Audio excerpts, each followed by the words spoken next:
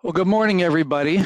Welcome to the Baltimore County On-Site Sewage Disposal Systems Design Workshop. My name is Kevin Kepnick, and I'm the manager of the Groundwater Management section within EPS that oversees the well and septic programs in Baltimore County. Today, I'm going to be giving an overview of the regulations and the policies for how on-site sewage disposal systems should be designed in Baltimore County. And the reason that we're providing this training is that we received notification from MDE in July of 2022 that no jurisdiction that has delegated the authority by MDE to oversee on-site sewage disposal systems should be providing the designs and plans to the installer. According to MDE, the proposed plans and design specifications are to be submitted by the installer or designer as part of the permit application, and the local approving authority is to provide review and approval if the proposed design is in conformance with state and county regulation and policy. Although we've been providing this service for over 40 years, beginning July 1, 2023, we will no longer be providing OSDS designs, and we will require that the installer designer provide this information. However, as you will see, we will be doing our best to make this transition as easy as possible.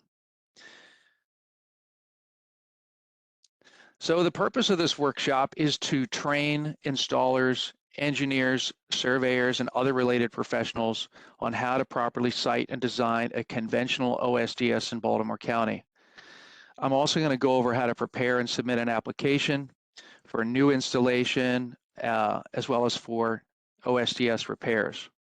As we're going through this presentation, I ask that anyone who has a question, to please type it in the chat box, and we will address your question at the end of each section.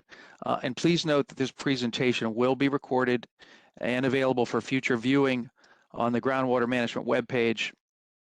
And please also understand I am reading, from a script to make sure that I am conveying the information we want to convey accurately, and I'm not ad-libbing some information. So apologize if it comes across as a little bit boring from time to time, but I will try to do my best to keep it as exciting as possible. Also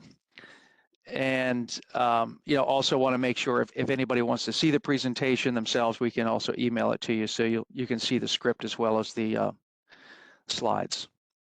So in part one of the workshop, we're going to go over the various code references that we'll be dealing with, and then we're going to discuss the importance of a site evaluation to determine the optimal location for an OSDS. I'm going to review the differences between conventional and non-conventional OSDS and explain the two key parameters needed to designing an OSDS, i.e. the loading rate and the design flow. I'm going to review how to determine the appropriate size for a septic tank and discuss the calculations for standard trench, deep trench, and seepage pits. As noted in this slide, Baltimore County is generally not approving installation of seepage pits for new construction or repairs, but info on seepage pit design is provided mainly for the purposes of understanding original design capacities for existing systems. In part two of the workshop, I will explain the licensing requirements for installing an OSDS and then discuss the process for how to prepare and submit an OSDS installation permit application and site plan for new construction and repairs in Baltimore County. Then I'm going to go over a few design examples, and finally, I'm going to highlight the new plumbing code changes that are expected to take effect sometime in the next 12 months. This slide summarizes the regulation and policies that will be referenced in today's workshop. It's recommended that you maintain a copy or at least know where to find these regulations and policies listed here. It should be noted that Baltimore County currently follows the 2015 National Plumbing Code with amendments. We are in the process of adopting the 2021 International Plumbing Code, and with that change will be amendments to the IPC that pertain specifically to on-site sewage disposal systems. I will be talking about those amendments in part two of the workshop. Most of these references can be viewed by going to our website that is shown at the bottom of the slide here. But for anybody who will be involved in designing or installing OSDS, I strongly recommend that you purchase the design guidelines for OSDS in Maryland from the Maryland On-Site Wastewater Professionals Association. The cost is $100 for members. This provides a great overview of the regulations in layman's terms and also gives you lots of references and rules of thumb for design. It also provides design examples for sand mounds, at-grades, LPDs, and drip disposal systems, drip dispersal. So talking about the regulation, according to 26040201, an on-site sewage disposal system is a system designed to collect, treat, and dispose of sewage in the subsurface. For the most part, we're talking about the use of septic tanks, distribution boxes, and drain fields and seepage pits. But some systems may also include sewage pretreatment, pump chambers, pressurized dispersal systems. It should be understood that the regulations do not allow for sewage, treated or not, to be discharged to the ground surface or water body unless specifically permitted by MDE. For the purpose of this discussion, we're going to be focusing on OSDS that serve residential and non-residential uses where public sewer is not available and wastewater generated on the property will just be disposed of on site. As may occur from time to time, our office has the authority to require a public sewer connection if it is deemed to be available. Sewer is generally be considered available, if the property where the public sewer is immediately abutting a property line and the property is within the sewer service area, or it is determined to be economically feasible or necessary to extend sewer to serve the property. If you're unsure about whether a property is located in a public sewer service area, you can always contact our office. So the first thing I want to go over are the general site criteria related to on-site sewage disposal systems. The general siting criteria includes setback restrictions that are set forth in state and county regulations and the policies that we have, as well as minimum sewage disposal area for each lot. Next, I want to briefly go over how to conduct a basic topographic hydrogeologic assessment of a property that is to be served by an on-site sewage disposal system. This will help you understand the fundamental principles for siting and designing OSDS. I will also review the basics for how we conduct perk testing and determine whether an area is suitable for on-site sewage disposal. Most of you may be familiar with the basic setback restrictions for OSDS. They must be 100 feet from wells in the Piedmont areas. These are areas underlain by bedrock aquifers, which represent most of the area in Baltimore County that is to the north of I-95. OSDS must be at least 50 feet from wells in the coastal plain, which are areas generally southeast of I-95 in Baltimore County. OSDS must also may not be upgradient of a well, and I'll talk more about this, what that means in the following slides. OSDS must be 100 feet from streams and other water bodies, 50 feet from geothermal wells and water lines, 25 feet from slopes, outcrops, rock outcrops, drainage swales, and floodplains. And steep slopes are defined as slopes exceeding 25%. OSDS must be 20 feet from building foundations and pools, and 10 feet from sheds, underground fuel tanks, and retaining walls and tennis courts. For clarification, the setbacks here are referring to main system components, such as the septic tank and the drain fields, not the conveyance lines. We include a summary table for well and septic setbacks in the Groundwater Management Policy Manual that is available on our website on the Forms page as Appendix A23. A list of setbacks set forth in the state regulations is included in COMAR 26040204. For lots created as part of a subdivision that were approved after November 17, 1985, the sewage disposal area, or SDA as it's commonly referred to, must be at least 10,000 square feet and sufficient to support one installation and 2 complete repairs. The SDA must also be at least 40 feet on contour in Baltimore County. Keep in mind that residential dwellings with 4 or more bedrooms, or for non-residential uses over 600 gallons per day, a 10,000 square foot area may not necessarily be enough to support 300% design. So a larger area may be needed or may need to be designated. And as you will see once we get into the design, the size of the system, i.e. the aerial footprint, will be dependent on the design flow, the soil loading rate, and what type of system you're designing. So for existing lots of records created before November 17, 1985, the SDA must be sized to provide enough room for at least one installation and one complete repair. Generally speaking, 5,000 square feet is usually adequate for residential uses. And again, SDAs for existing lots of record must also be at least 40 feet on contour. So when evaluating an area for a sewage disposal system, it's really important to first conduct a topographic or hydrogeologic assessment of the area. So to conduct such an assessment, you must understand the basic principles of the water cycle. And as depicted in this conceptual model, you can see that it's showing precipitation falls to the earth, where it either infiltrates to the groundwater and becomes part of the groundwater system, or it flows across the surface via gravity flow and discharges directly to a stream or water body. Precipitation that enters the subsurface and makes its way into the groundwater system will also migrate via gravity in the subsurface, but much more slowly, but it eventually discharges to the closest stream or water body. Note that the water table shown as the blue dashed line in this figure marks the upper surface of the groundwater system and is the point below which the soil and earth is completely saturated with water. This three-dimensional cross-section shows how the groundwater will move in the subsurface from higher elevation to lower elevation in the direction of a receiving water body. The blue dashed lines represent points of equal hydraulic head, and the blue arrows represents the general direction of groundwater flow. In the Baltimore-Piedmont region, as I said, the areas that encompass mainly north of I-95, we assume that the water table is a subdued reflection of topography, and that the shallow groundwater can be generally interpreted as being perpendicular with the topographic lines, i.e. the lines of equal elevation.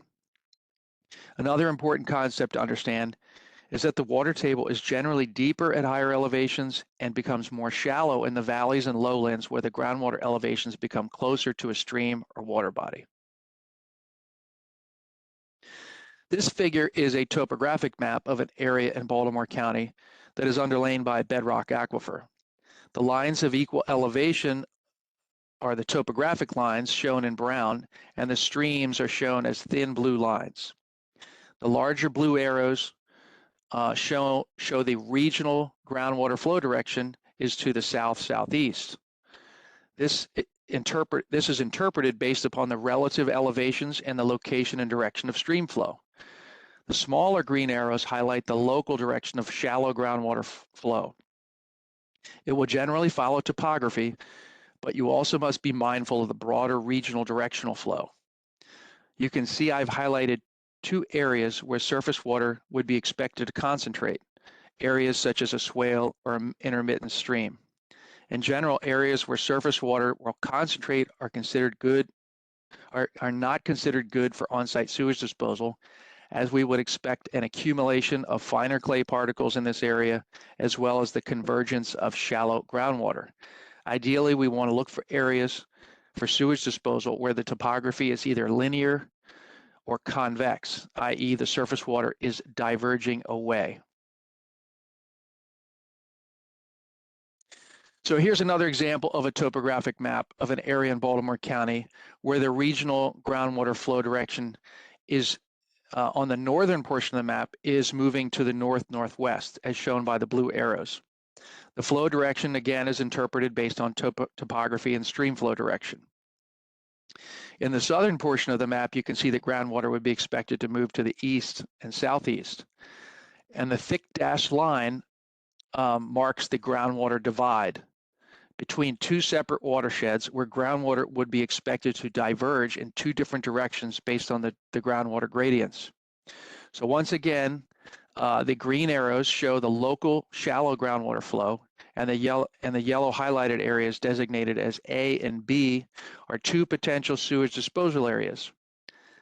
Based on the expected surface flow and the shallow groundwater flow direction, Site A would be a good potential topographic position as surface water is shed away from the site as depicted by the green arrows. Site B would be considered a poor site for on-site sewage disposal systems because the surface water would be expected to concentrate in this area.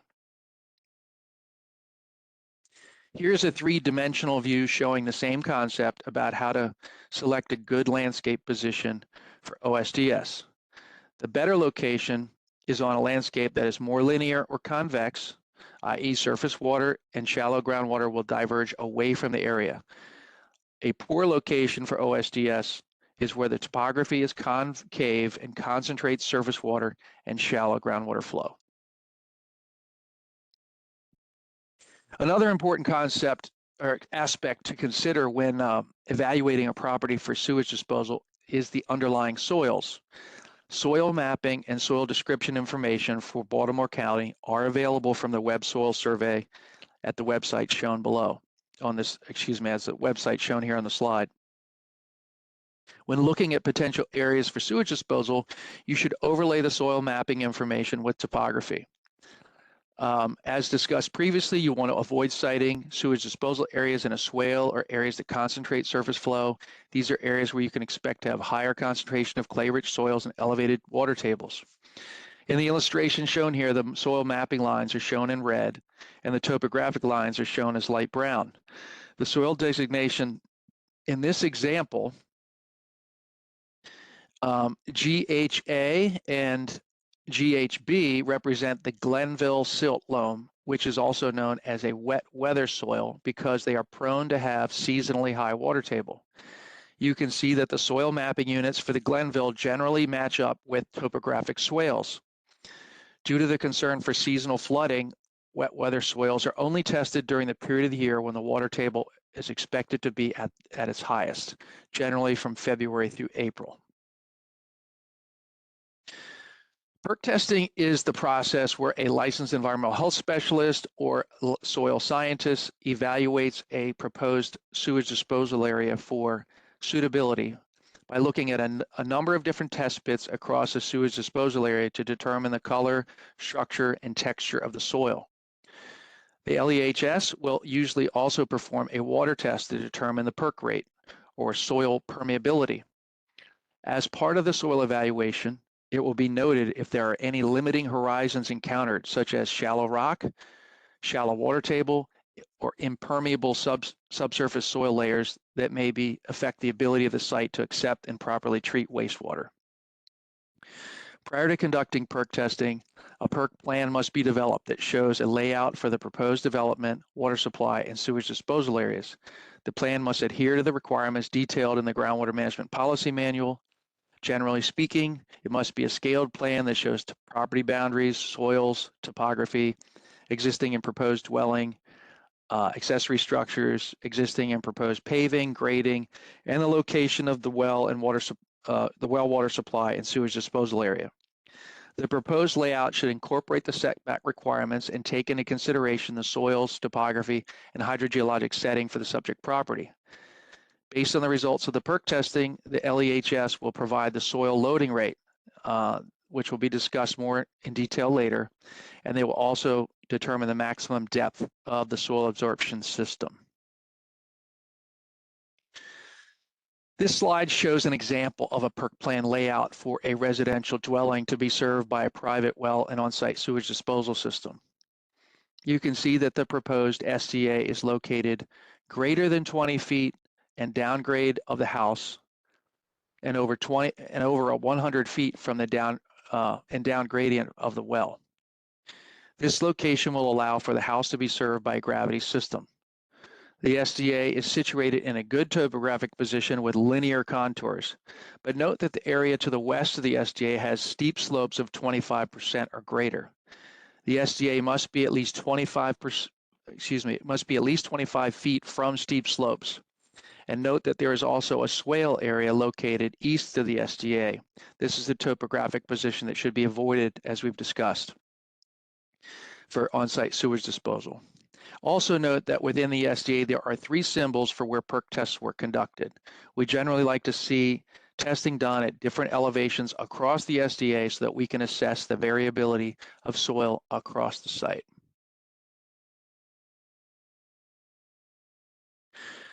So now we've discussed the basic siting and site evaluation criteria for OSDS. We're going to shift gears and start looking more details of the design. So there are two main categories of on-site sewage disposal systems in Maryland, conventional and non-conventional. The conventional systems are OSDS that meet the prescribed standards in the state regulation. Today, I'm going to focus mainly on conventional designs since they represent over 95% of the systems that we see. The non-conventional systems are considered experimental by MDE and further categorized as either alternative or innovative systems. MDE defines alternative systems as those that are considered more promising and reliable technologies than innovative systems. Non-conventional systems generally involve a higher level of engineering and require an operations and maintenance agreement. But the main technical distinction between the conventional and non-conventional systems is the soil loading rate, which is derived from the soil evaluation, which we will discuss in more detail later. It is important to note that the local environmental health office has the authority to review and approve conventional and alternative systems. Innovative systems must be co-reviewed by the county as well as MDE. MDE involvement is also required for variance approvals. If there are unusual site conditions or circumstances, the local health office may also request MDE consultation on any given system type. So conventional OSDS are those that provide the minimum treatment zone requirement set forth in the state regulation. In the state regulation, it says there must be at least 4 feet of unsaturated permeable material between the bottom of the trench and the groundwater or bedrock. Baltimore County regulation is a little bit more stringent. It says that lots that created after 1972 must provide a treatment zone of at least 6 feet. So conventional systems must be installed in soils that have perk rates between 2 and 30 minutes per inch. For sand mounds and at-grade systems, perk rates can be between 2 and 60 minutes per inch. Septic tanks, standard trenches, deep trenches are commonly used in conventional septic system design. This diagram depicts a cross-sectional view of a generic conventional OSDS design where the wastewater flows from the building via gravity to the septic tank. And then from the septic tank, the sewage effluent flows to a distribution box and from there to 1 or more soil absorption trenches. The sewage effluent is then treated by the native soils beneath the drain field before the renovated wastewater enters back into the groundwater system. Most conventional systems operate by gravity flow, but conventional systems may also be pumped to a gravity distribution system or be pressurized. Conventional systems may also include low pressure distribution, or what we commonly refer to as LPD systems. At-grade mounds, sand mounds can also be conventional. We typically see pressurized systems used for alternative and innovative systems, but depending on the perk rate, i.e. the soil loading rate, they can be considered conventional systems. Conventional systems may also include aerobic treatment units, often referred to as BAT systems. As with pressurized distribution systems, we typically see BATs installed with alternative and innovative systems, but they may also be required for conventional systems, particularly if there is concern about a downgradient well water supply, or there is a limited area for repair, or the sewage is considered to be high-strength wastewater, which we'll talk about more in detail. Conventional design standards are required to approve for any subdivision of land. We typically see conventional systems installed for new construction because they tend to have the simplest and cheapest systems. However, alternative technologies may be used to support new construction on existing lots of record. In some cases, innovative technologies may also be used for new construction, but may not be used as the basis for subdivision approval. For example, if a lot were approved for an installation of a conventional sand mound, a drip system might be authorized as a substitute. Ultimately, this determination would be up to our office and perhaps MDE. So this slide gives an overview of how MDE categorizes various non-conventional OSDS based on the perk test results, which will then correlate to a soil loading rate. So soils with perk rates between 60 and 120 minutes per inch may be suitable for an alternative sand mound.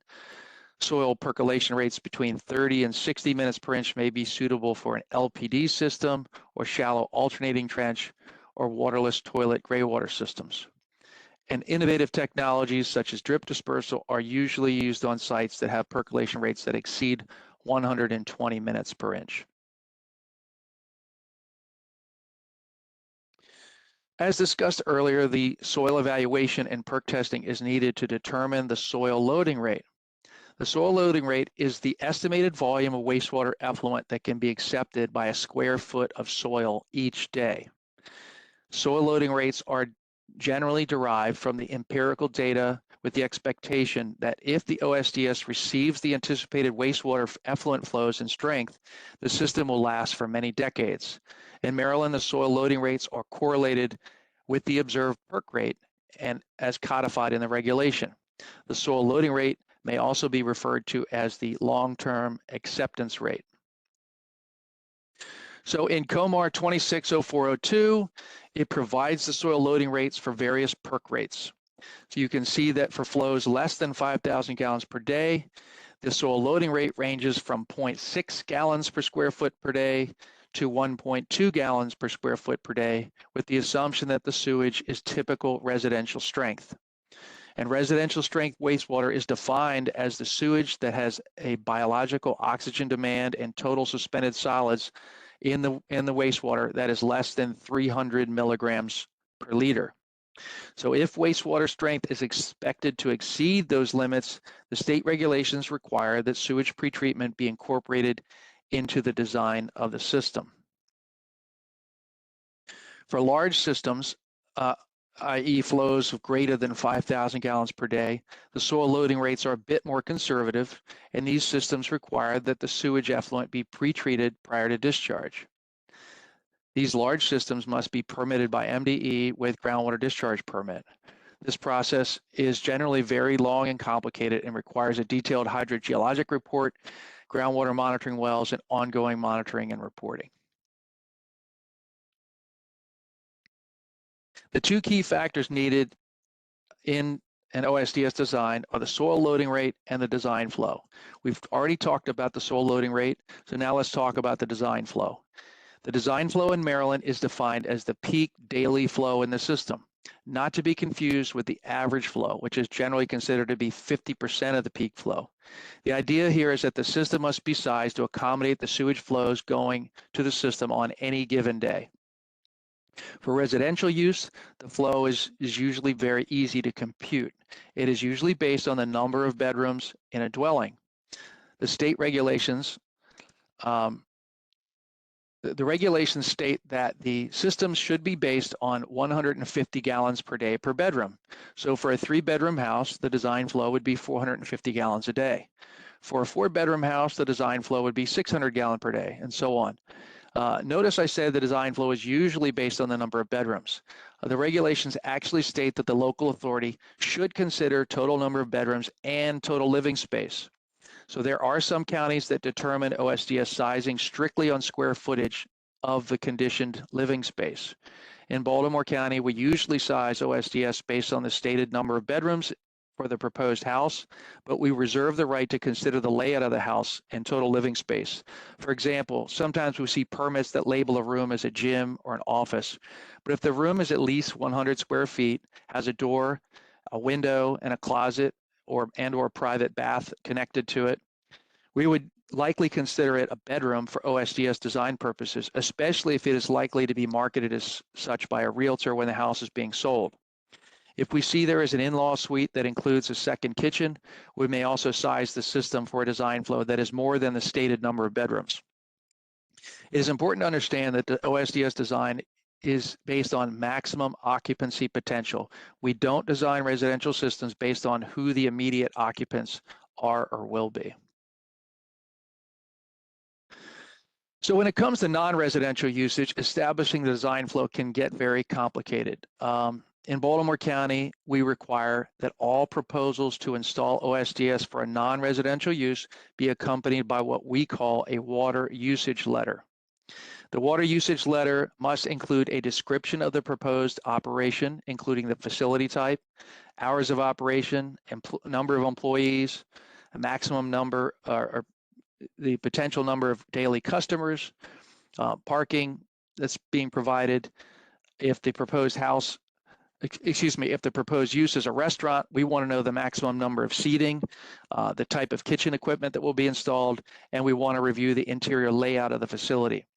It's important to note that if the restrooms will be used for employees only or if it will be available to the public.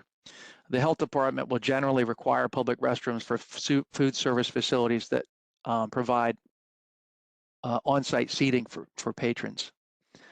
If there is a change of use or a proposed expansion of existing facility that has an existing septic system, the water usage letter should describe the existing operation and then explain the new use and expansion of the existing use. The water usage letter must also include an estimate of the projected daily flows that will be generated by the facility. If the system will be used for a new facility, the peak flow or design flow should be based on the MDE design flow guidelines. This document is available to download from the MDE website for On-Site Systems Division. Also, Chapter 3 of the US EPA On-Site Wastewater Treatment System Manual also has some design flow guidelines for non-residential use. This manual is also available to download from the MDE On-Site Systems Division webpage. If the proposal is for a change of use or an expansion of an existing facility, the estimate of peak daily flows should include the existing daily wastewater flow and an estimate of future wastewater flows. So for existing facilities, it may be useful to use actual on-site water meter readings. Ideally, we want to see daily water meter readings that are collected at the same time each day for several months. We're looking to see what the peak daily load to the system might be. And if daily meter readings are not available, average meter readings can be used. And in the case where average meter readings are presented, the design flow is generally assumed to be double the average daily flow. For a new facility, it may be possible to use water meter readings from a similar facility, especially for a franchise type operation. In these cases, we look to verify that the flows are from a similar size facility with same hours of operation and expected customer base. A final piece of the water usage letter is to include the expected strength of the wastewater. The strength is a term used to describe the characteristics or quality of the wastewater. This information is needed to determine if sewage pretreatment is necessary. Wastewater strength is generally characterized by testing wastewater for biological oxygen demand, or BOD, total suspended solids, i.e. TSS. Other useful testing parameters include fats, oils, and grease, and total nitrogen. As discussed previously, Marin regulations require that wastewater that is expected to have a BOD and TSS greater than 300 be pretreated prior to discharge to an on-site dispersal system. We generally assume that residential wastewater or domestic wastewater will have a BOD and TSS less than 300 parts per million. Chapter 3 of the US EPA Wastewater Treatment Systems Manual also includes wastewater characteristics for various types of facilities. Generally speaking, most full-service restaurants will be expected to generate high-strength wastewater and must include sewage pretreatment as part of the OSDS. An often overlooked component of the design flow and wastewater associated with water treatment devices. It's important to know what type of water treatment will be a part of the water supply and what frequency, volume, and quality of discharge will be sent to the system. Depending on the situation, dedicated trenches for this wastewater or bypassing the sewage disposal treatment unit may be necessary. The minimum design flow allowed for residential use is 300 gallons per day, and that's basically a two-bedroom design. The minimum design flow for non-residential use is 400 gallons per day. So even if you have a factory warehouse that has a or a small gift shop that you might have 1 or 2 employees, we're required to design the system on 400 gallons per day for non-residential use. And this is probably a good time to answer a question that I'm often asked about non-residential uses with low or minimal design flow. Can a sewage holding tank be used in lieu of an OSDS? And the answer is no. Sewage holding tanks are not permitted to support new construction or expansion of existing use.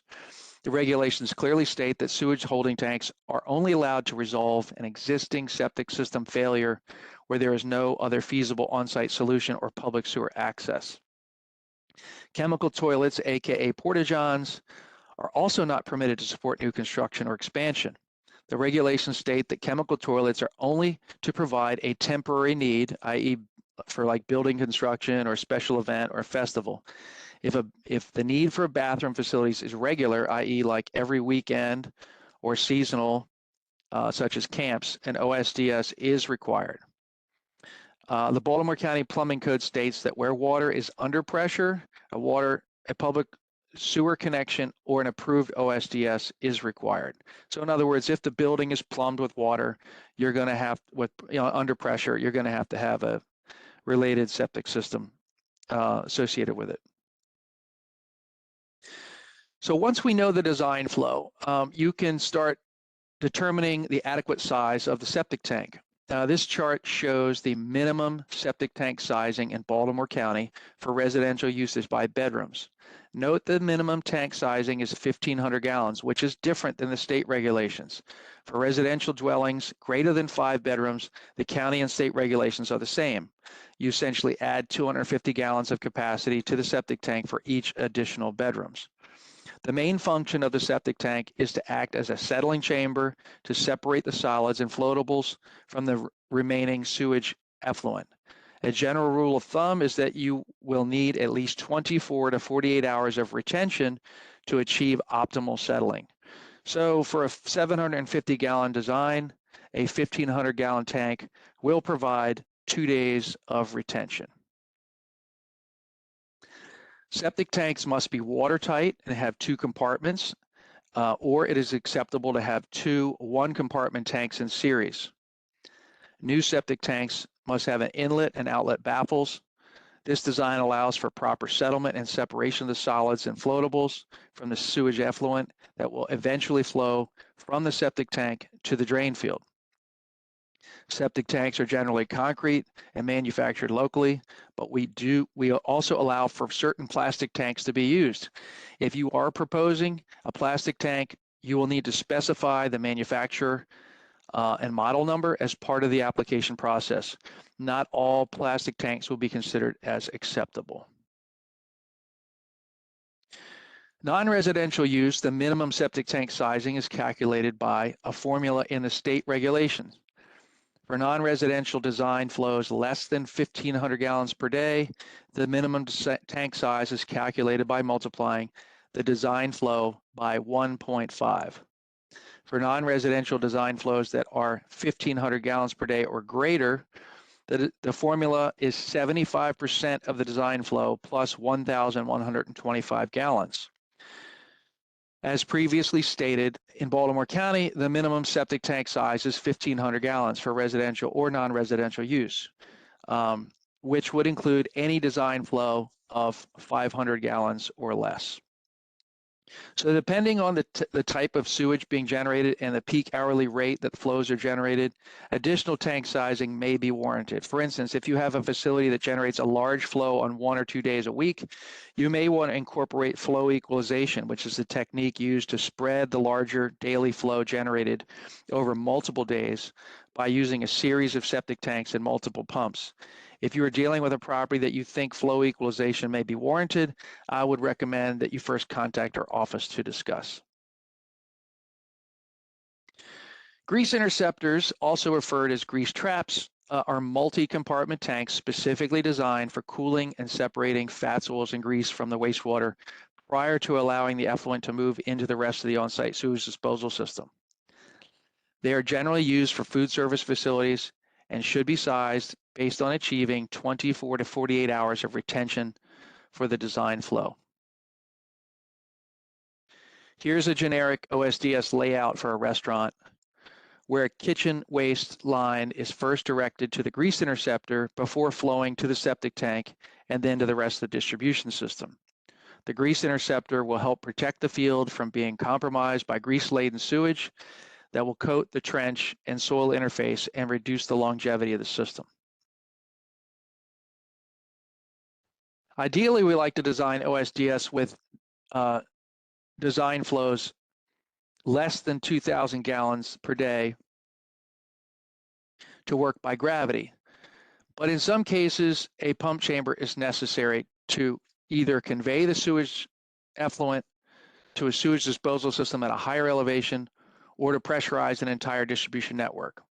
Either way, the pump chamber should be sized to accommodate at least one dosing volume plus the volume to keep the pump submerged and provide for at least 24 hours of the average design flow, i.e. 50% of the design flow.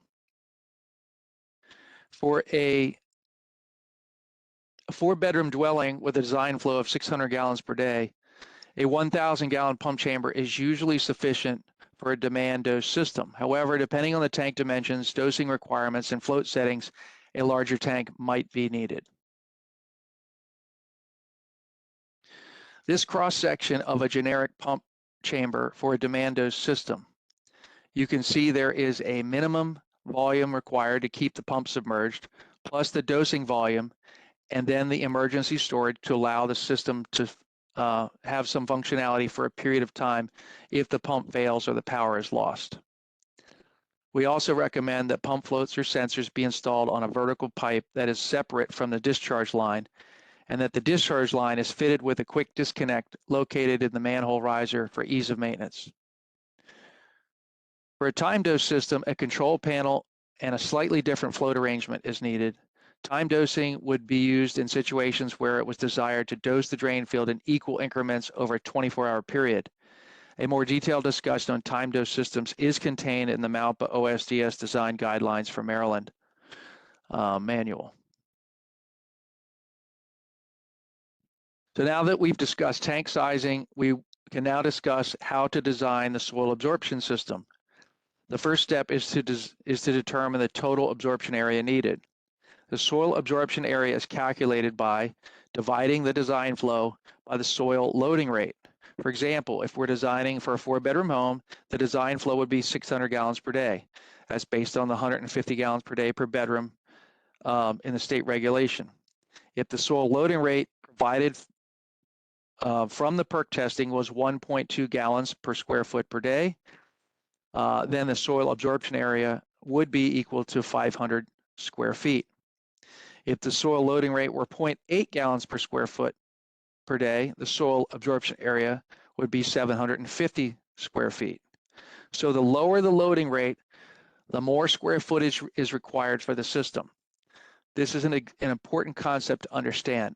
Although that the regulations state that newly created lots must have a 10,000 square foot sewage disposal area, this area may not always be enough if the site has a low soil loading rate or the design flow is very high.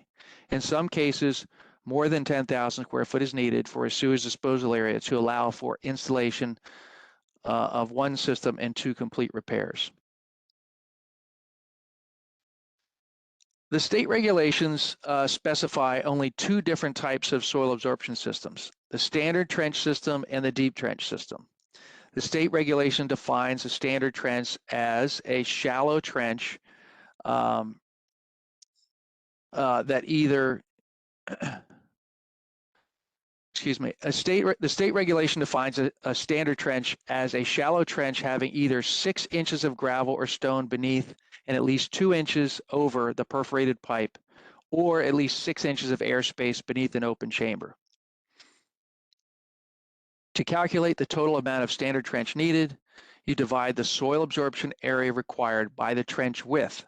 So in a 4-bedroom design example, we're using this design flow of 600 gallons per day divided by the soil loading rate of 1.2 is equal to 500 square foot absorption area required. If you divide a 500 square foot by a trench width of 2 feet, the total length of trench needed would be 250 feet.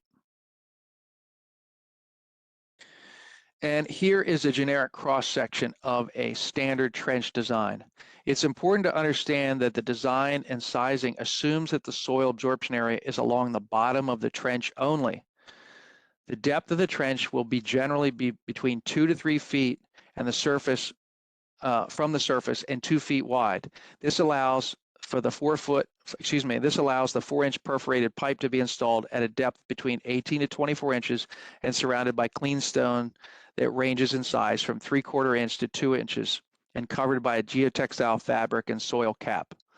As depicted in this cross section, it is assumed that the system receives sewage effluent that as the system receives sewage effluent, a biomat will slowly form along the trench bottom and in the area noted as being saturated and anaerobic.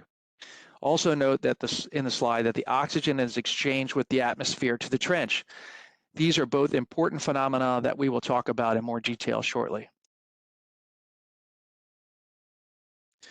Once the total length of trench is established for the design flow, the layout of the system can be designed with consideration given to the site topography and configuration of the established sewage disposal area, and the depth of soils and the depth of bedrock or groundwater. Trenches must be installed on contour with a level trench bottom, and if more than one trench is used, trenches should be of equal length. Distribution for multiple trenches is commonly accomplished through the incorporation of a distribution box for parallel distribution of effluent. This slide depicts a typical OSDS design for a standard trench showing 4 trenches on contour. Using the previous design example, if we needed a total of 250 linear feet of trench, that is 2 feet wide, each of these 4 trenches would need to be 62.5 feet long.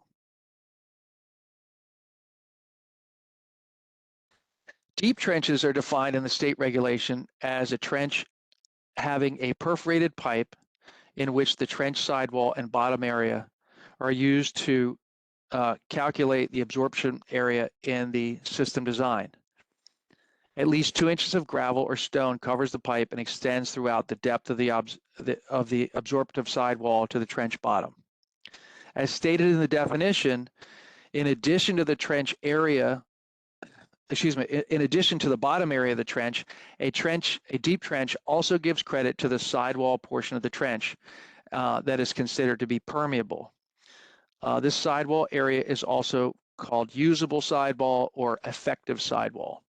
The usable sidewall area is determined by the site evaluator during the perk testing. The regulations provide the formula shown here to be used for deep trench design. The first part of the formula is the same as the standard trench. Divide the absorption area required by the trench width. To calculate the sidewall credit, you multiply the standard trench length by the deep trench conversion factor. This conversion factor is equal to the trench width plus 2 divided by the sum of the trench width plus 1 plus 2 times the usable sidewall depth. So here is a generic cross-section of a deep trench. You can see that the trench extends deeper into the permeable portion of the soil. This provides for usable sidewall that is generally anywhere from 2 to 4 feet deep. The trench design must allow for the minimum depth of saturated soil beneath the bottom of the trench, and the depth of the groundwater or bedrock. As stated earlier, the minimum treatment zone is 4 feet in the state regulations, and Baltimore County requires a minimum treatment zone of 6 feet for lots created after 1972. The optimal or preferred design is for a 2-foot trench width. The 3-foot trench width may be considered based on site constraints. Trench widths greater than 3 feet will generally not be allowed. This table provides a summary of total trench lengths needed for various residential applications for a deep trench system. You can see the conversion factor is provided for 2, 3, and 4 feet of usable sidewall for the 3 different loading rates allowed for conventional OSDS design systems. In our previous design example for a 4-bedroom home, assuming a 4 foot of usable sidewall, we can use the chart to quickly come up with a total length of trench needed for a deep trench design that is 2 feet in width. If you recall, the soil loading rate was 1.2 gallons per square foot per day. And using the 4 foot of sidewall, of usable sidewall in the design, you can use a conversion factor of 0.36 to calculate the total length of deep trench that will be needed will be 90 feet of trench.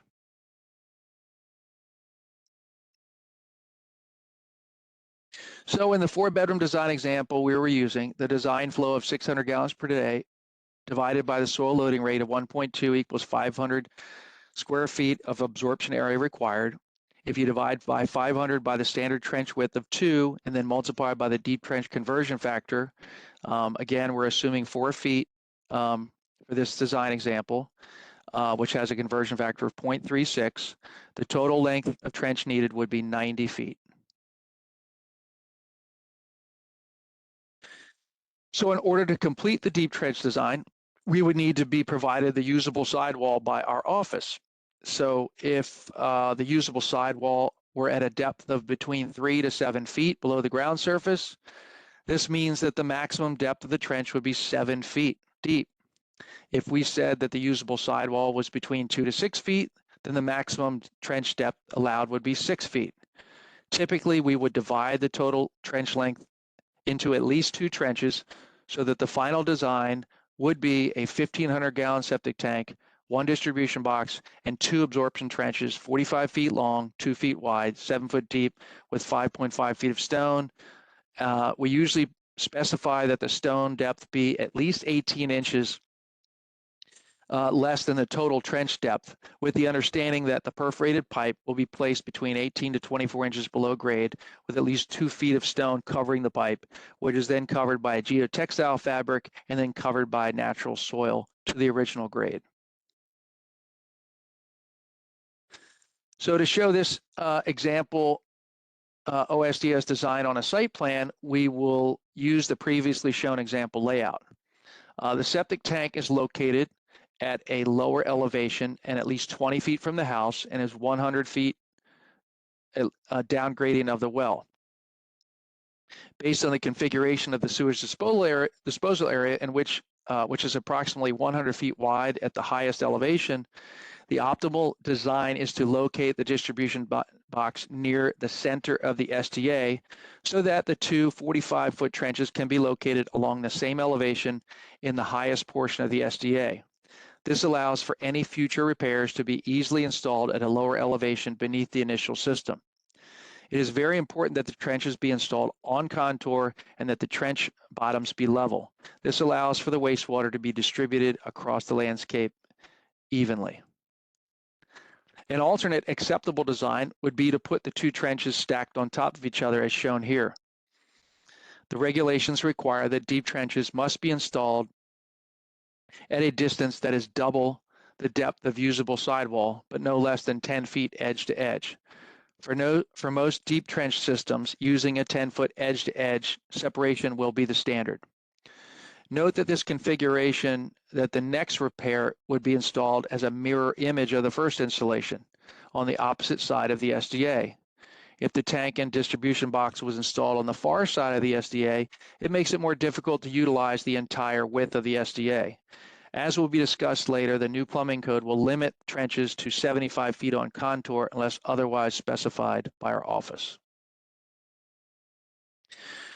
For gravity-fed systems, it's important to understand that when a sewage effluent is introduced into the drain field, biomat starts to develop. Biomat is a layer of anaerobic bacteria that will begin to grow on the interface between the trench and the soil interface. Over time, this biomat will grow throughout the entire length of the trench, and as it expands, the rate at which effluent can infiltrate the receiving soil layer will decrease. This allows 2 important processes to happen. Effluent will naturally distribute throughout the length of the trench. As the infiltrative rate decreases in the portion of the trench closest to the inlet pipe, the effluent will progress further down the length of the trench. As shown in this diagram, biomat will develop across the bottom of the trench over time until an equilibrium state is reached. As this occurs, a saturated zone is created immediately above the biomat, and an unsaturated zone should exist below the biomat.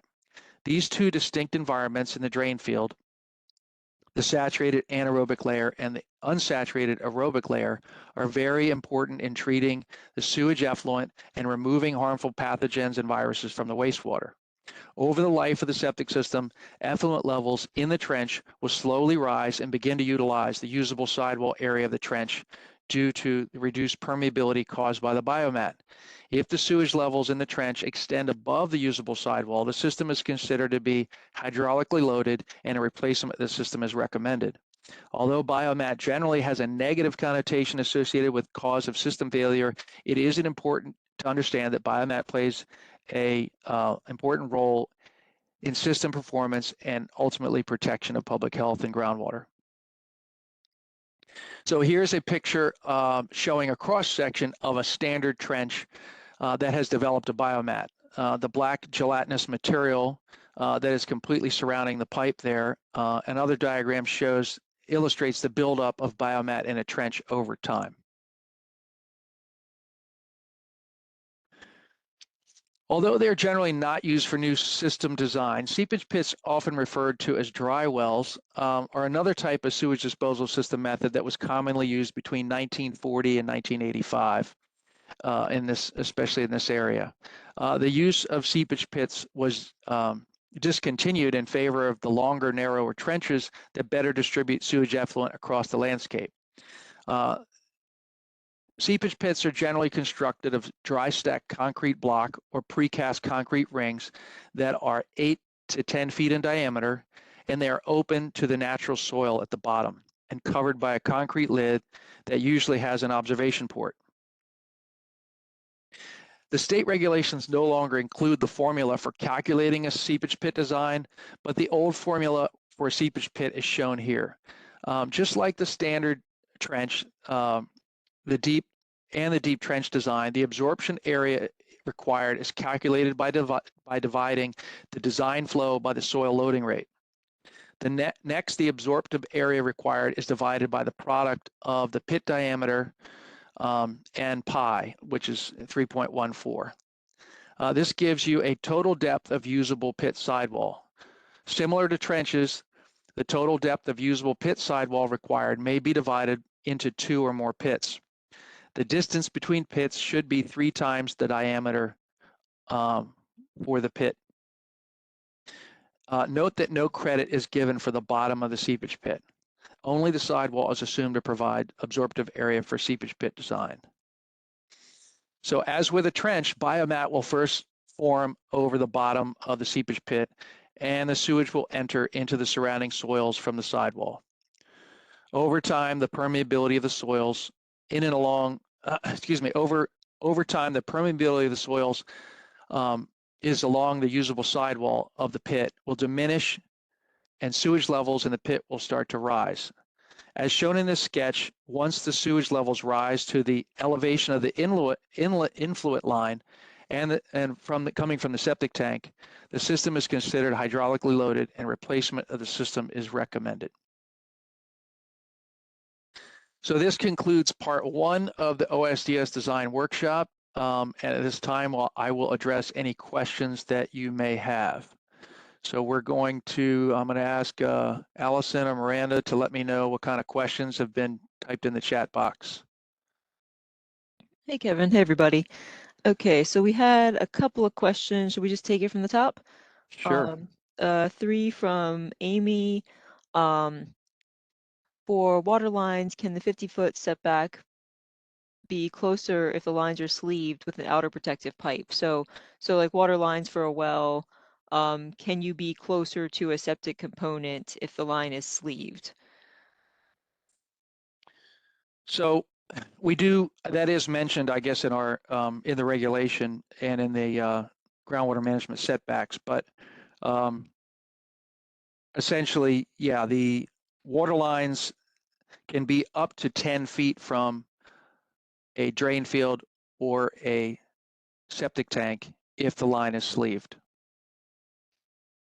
So yes, if you're outside 50 feet, you don't have to worry about it. If you're going to be closer than 50 feet, you still need at least 10 feet, but you can get up to that, to a septic component, as long as the water line is sleeved for that length, for the portion that's too close. Next question is, for the retaining wall setback of 10 feet, is that for walls 4 foot or less? If the wall is built due to an earth cut, would a different setback apply? Might that be at least 25 feet steep slope? I think I see. Okay, so first part of that question is 10 feet to retaining walls.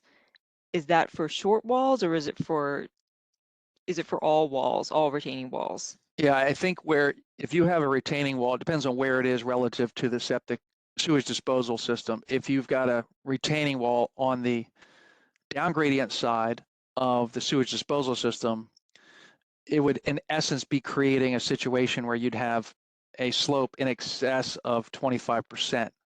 So in that case, we'd want to have at least 25 feet from that retaining wall on a down gradient side where it was determined to be of concern for potential breakout, through we want to keep the sewage down in the ground. We don't want it to break out along the side of a slope, or in this case, if it was a retaining wall. So if the retaining wall was on the up gradient side of the sewage disposal system, I don't think there'd be the same level of concern about the height. So yeah, if it's due to an earth cut, then it might just be kind of a case by case thing, because it it might just be based on like the logistics of, would that impede accessing the reserve area somehow, or make it awkward for equipment to work in it, or where's the drainage from a wall like that coming from, that sort of thing. Next question is, in the hydrologic section, perched water is not shown. How much you recommend assessing those conditions? Can I take this one, Kevin? Because I've been Sure. So it's on the county soil evaluator, i.e. myself and Miranda and our trainee, to assess the conditions when there's perched water.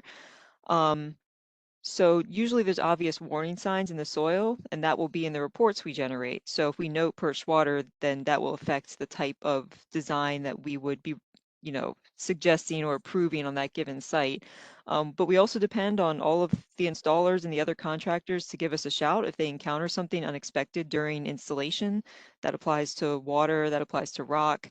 Again, for perched water tables, usually those are pretty obvious, but deeper water tables can be a little cryptic in some areas if you didn't catch that site during its actual worst time of the year, during the wettest conditions. Sometimes it'll sneak up on you. So, we try to put our requirements and our minimum specs in such a way that they're sufficiently cautious. But, certainly if anybody notices anything during an installation, people can and do call us and, alert us to issues that come up like that.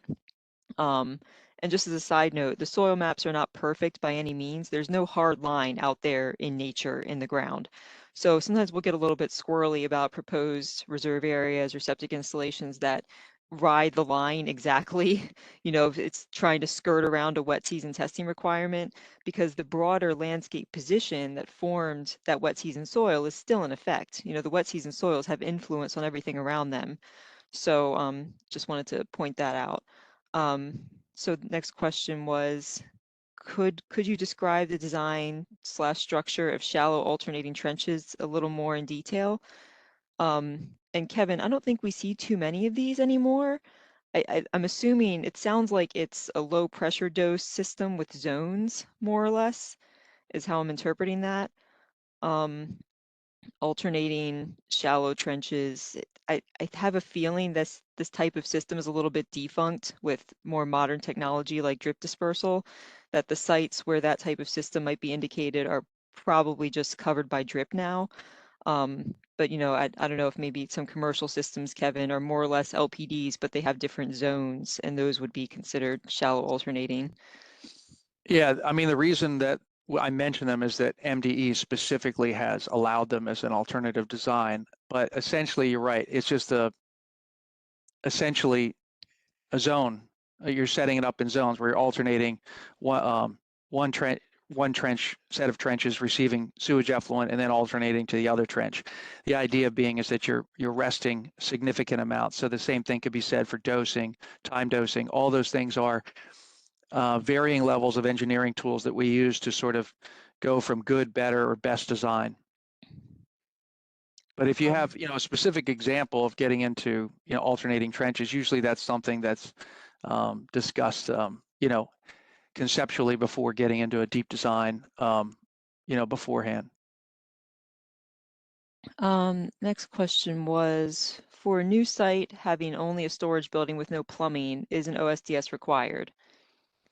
Yeah, so that's where it comes down to, if it has no plumbing, then we're not going to have an OSDS, but you have to also, I guess, be careful if you ever want to have plumbing. In other words, if you build a building and you're going to say, hey, I've got employees working here and I'm just going to put in a porta-john, technically the building code doesn't allow that. I don't know whether MOSHA requires, that, but just from a basic public health standpoint, having employees in a permanent location and working, in a warehouse without any, with just, no running water and just a porta-john is, I don't think is acceptable.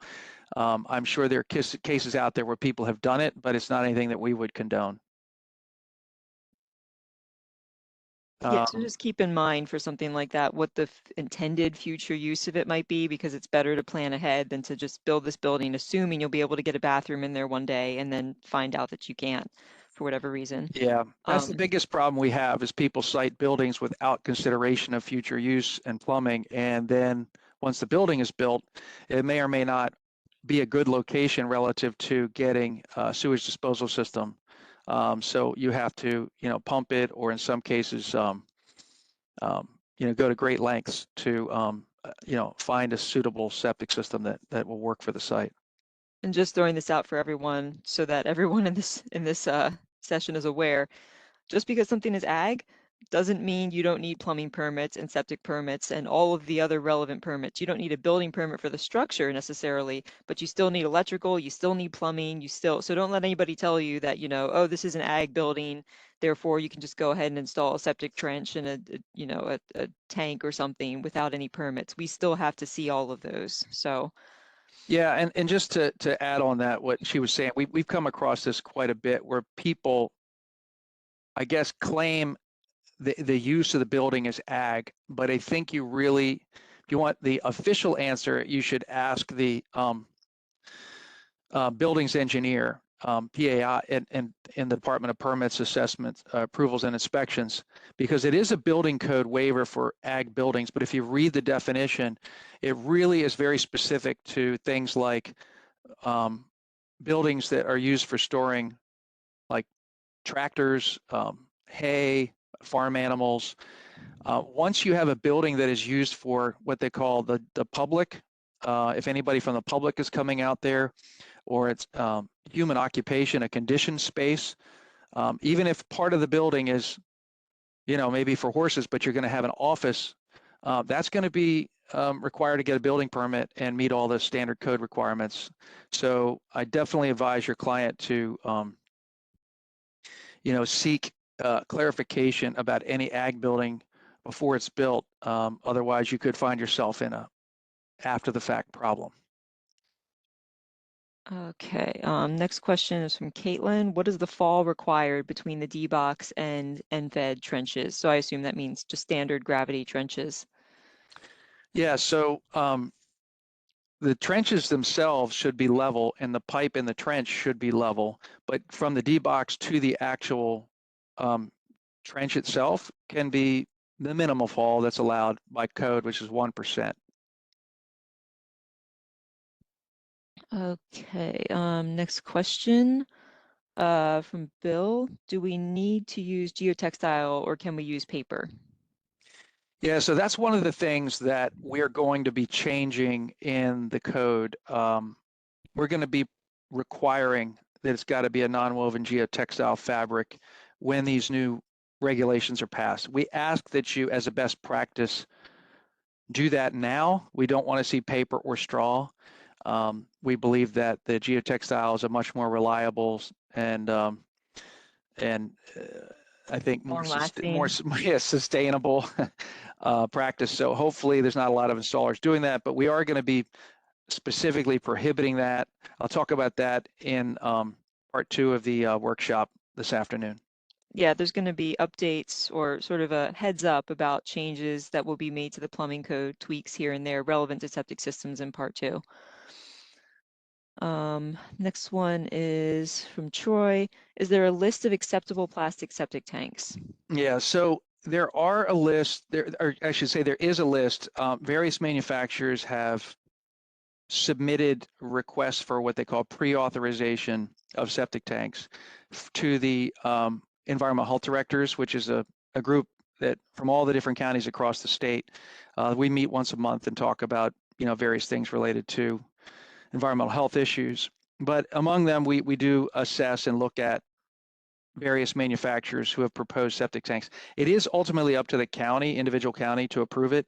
We don't have, I can probably get a list out there for you, but generally speaking, I don't want to be exclusive. If we put a list out that those are the only ones we're going to allow, we just want to make sure that the main things we look at is to make sure that it is designed to be a septic tank, first of all, that it has proper, we want to understand the bedding that's involved, what the backfilling requirements are, the total depth of fill that could be installed in, what conditions.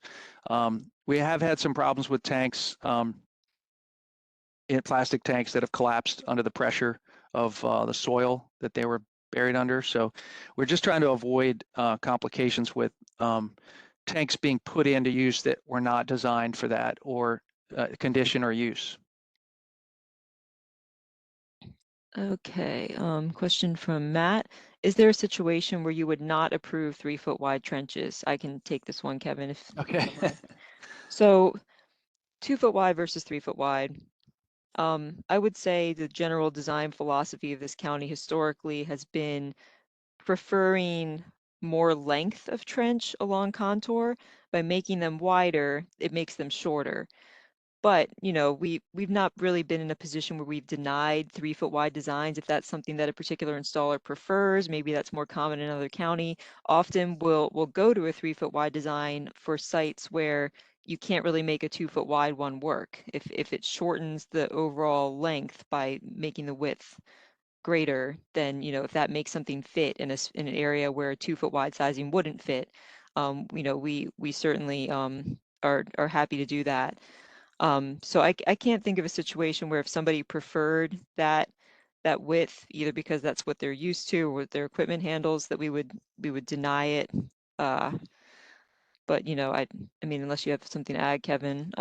Yeah, I think it just comes down to best practices. We like to install it, longer and thinner on contour because it distributes the wastewater more evenly, particularly after you develop that biomat I was talking about on the bottom, where you're expecting, water to be distributed across the entire trench length.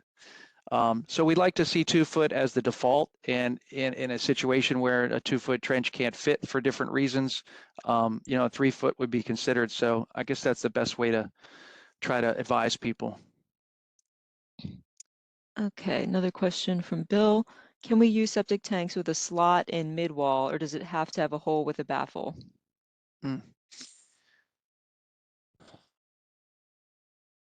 I think the slot in the middle, I'd have to look at the actual tank design, but if I'm understanding it correctly, I believe that it would be acceptable. We do in part 2 talk a little bit about septic tank specifications, and part of the plumbing code adoption that we're going to be making next year is going to actually specify the ASTM method for how tanks are going to be constructed. And I believe that everybody in this area that provides septic tanks meets that standard.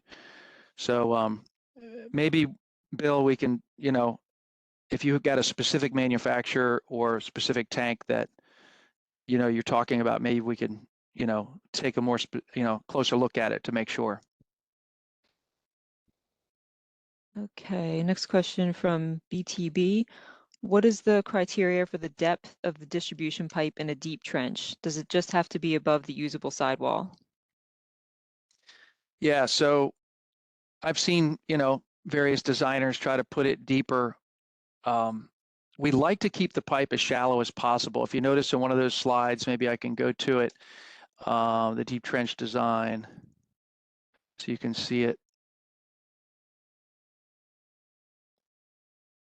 Yeah, we generally say maximum 2 foot of cover on the pipe. Yeah, so if you notice this layout here, if you notice the blue is sort of showing oxygen. We're trying to promote oxygen exchange between the trench and the air.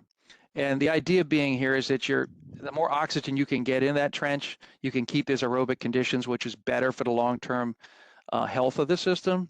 So if you're putting that pipe deeper and or putting more soil on top of that pipe, you're not going to get as good as an exchange. So we like to keep the pipe 18 to 24 inches. If there's a situation where the site conditions warrant a deeper trench, we'll sort of look at that, but we'd like to also understand the rationale behind the design if we're going to be deeper than 24 inches.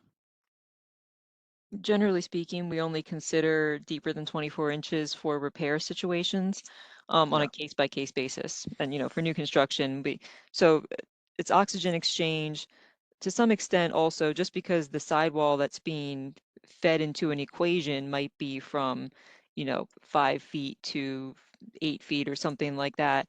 The upper material might not be useless necessarily for absorption purposes. If you have the pipe down at a depth, right at where the more permeable material starts, that also gives you slightly less time in terms of when a system starts to clog and fail before it'll start to back up the pipe versus if the pipe were closer to the surface. So also safer installation. Somebody doesn't have to be down below waist height to lay out the pipe and fabric, geotextile fabric. Next question from Amy. Does Baltimore County allow the use of curtain drains or cutoff drains to address perching conditions? Yes, so we have done that in the past. It's not a very commonly used technique that I've seen, and obviously it depends on the site because you need to have topographic conditions that would allow for water to be captured at a higher elevation and then discharge, to daylight. So sometimes the sites with really poor conditions don't even have enough fall to, allow that to happen. But the short answer is yes, we would consider it on, case by case basis. I'd say that we've normally only encountered that on situations where a lot has already been approved, oftentimes, several decades ago, and then something comes up that's unexpected during installation, and it's kind of a band-aid to try to remedy that situation.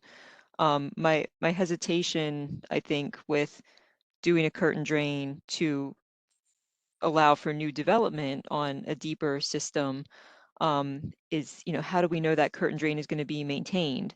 And if the curtain drain starts to fail and then the perching conditions return over the years, because we're talking about, we're not talking about 5 years or 10 years out from a site, we're talking about the next 50 to 100 years worth of human activity on that site. So just sort of, and oftentimes the conditions that produce perched water are not very conducive to deep systems anyway. A lot of times they'll not only have the perched water, but they'll also have fluctuating deeper water tables. So I'd say it's pretty rare that this would come up, but certainly we've addressed it for repairs before, and again, case by case, depending highly on the conditions for a site. Next question is, so non-woven geotextile is the requirement. What is Yeah. from Ken, what is the SRA setback requirement from ESD facilities? That's stormwater facilities, environmental site design, I believe. I have that cheat sheet Did you somewhere. skip one? I think there was. No. The only question was, is it woven or non-woven Okay. geotextile? Yeah.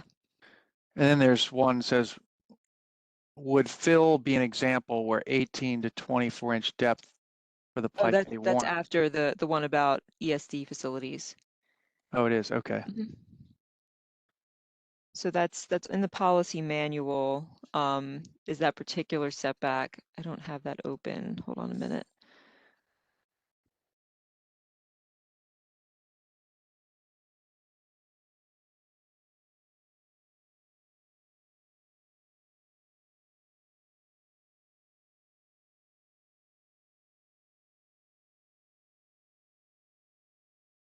Where is the policy manual?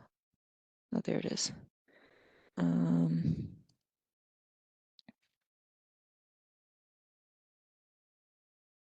From stormwater facilities. Okay. From ESD practices, essentially 25 feet, I believe is, yeah, from ESD, it's 25 feet and not immediately down gradient. So we don't want to have like a rain garden or a micro bioretention feature immediately uphill from where a drain field will be, because, you know, if the goal of those features is to absorb groundwater, then you're going to be competing with, you know, what's directly below it from a septic standpoint. For larger, for structural stormwater features, it's 50 feet. So for the larger retention ponds and things of that nature. But the details of that are in the policy manual, which is available on our website. Next question from Caitlin. Would fill be an example where the 18 to 24 inch depth for the pipe may warrant a deep replacement? Yes, occasionally. So it depends on the character of the fill, the age and stability of the fill, you know, how much the fill is factoring into a design, if at all. Usually when we're dealing with fill for septic installations, it's because of we're doing a repair. If there were substantial fill on a site that where something new was being proposed, that might push us into, you know, conditions that wouldn't allow for new construction. Because there's been substantial past disturbance of the soil in that area. Let's see. I think that's all of the questions at the moment. Oh, there's one more from George. How far is the setback from downspout pits? So I guess rainwater dry wells. What are those called? I think Name those are for them. considered to be infiltrative facilities. Yeah, dry Yeah. wells fall under ESD practices under the stormwater or stormwater figurine. So the 25 feet and not immediately down gradient. You know, to some extent, what is and isn't down gradient is a little bit of a judgment call, but certainly if you're on site installing a system and you see that somebody's plopped a stormwater dry well, you know, right above where you're supposed to lay out your trench in the upper part of the SRA, let us know. I mean, in theory, we'll be catching that at the building permit approval stage to make sure those features don't end up too close to the septic area. But I mean, as I'm sure all of you well know, there's lots of things that can change during construction that we don't necessarily know about. They don't always follow the site plan as we last saw it. Is a ball field with a cut and fill with the cut soil that is placed above the A horizon to be level treated as fill? Yeah, yeah. I mean, I'm trying to think to what extent. But yes, anything that would be placed above the natural A horizon, we would consider fill. And, you know, to what extent that affects design of a subsequent system just depends on the amount of fill in any given place. Yeah, I mean, the regulations actually prohibit any disturbance of soil in the septic reserve area unless, you know, we authorize it. So my rule of thumb is, you know, don't plan on cutting and filling over the SRA. Yeah, I'm You assuming know, this means something where there's already a ball field somewhere and then maybe somebody wants to be able to use part of that. But yeah, yeah, certainly we wouldn't approve putting a ball field above an SRA. We never would approve any cut and fill going in the SRA. If we have building permits, you know, we look at where the disturbance is supposed to go and where any grading or fill is happening. And if we see them trying to cut into the SRA, we deny the permit and tell them to revise it. From Jim, maximum length of trench allowed, 75 feet is sort of the traditional maximum for this county. I know some other counties are a little different. The assumption being that the longer the trench, the less likely it is for the wastewater to ever see the end of it. On a case-by-case basis, we'll approve slightly greater lengths. Sometimes if it, helps with a more optimum layout for a given SRA, if you don't want to like waste space in an SRA, then, if you go to 80 feet or something to lay out a system, we would certainly consider that.